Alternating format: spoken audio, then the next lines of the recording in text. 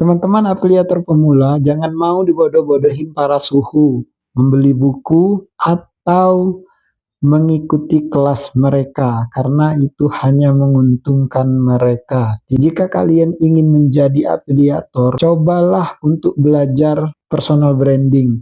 Itu bisa belajar, kalau saya belajar sama Kak Tiara atau Bang Raditya Dika. Alasannya, ya mereka lah mentor yang cocok untuk saya, untuk kepribadian saya. Kalau bagi saya, afiliator itu hanya merekomendasikan barang-barang yang dia punya atau barang-barang yang dia sukai. Jadi jangan mau dibodoh-bodohin dengan para suhu yang ikut kelas ini supaya GMP-nya, supaya ini. Jangan, nggak perlu. Perkuat aja personal branding, belajar sama dua orang yang saya sebutkan tadi. Kecuali kalau kita seller, kita harus belajar dari mereka. Bagaimana menaikkan GMP dari penjualan kita, dari barang-barang yang kita jual. Tapi kalau hanya sebagai afiliator, kita hanya merekomendasikan kepada siapapun yang menonton video kita untuk membeli barang yang kita promosikan, yang kita rekomendasikan kepada mereka.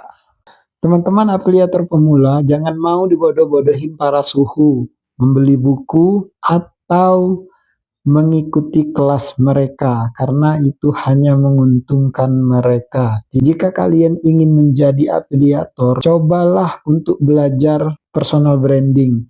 Itu bisa belajar, kalau saya belajar sama Kak Tiara atau Bang Raditya Dika. Alasannya, ya mereka lah mentor yang cocok untuk saya, untuk kepribadian saya. Kalau bagi saya, afiliator itu hanya merekomendasikan barang-barang yang dia punya atau barang-barang yang dia sukai. Jadi jangan mau dibodoh-bodohin dengan para suhu yang ikut kelas ini supaya GMP-nya, supaya ini. Jangan, nggak perlu. Perkuat aja personal branding, belajar sama dua orang yang saya sebutkan tadi. Kecuali kalau kita seller, kita harus belajar dari mereka. Bagaimana menaikkan GMP dari penjualan kita, dari barang-barang yang kita jual. Tapi kalau hanya sebagai afiliator, kita hanya merekomendasikan kepada siapapun yang menonton video kita untuk membeli barang yang kita promosikan, yang kita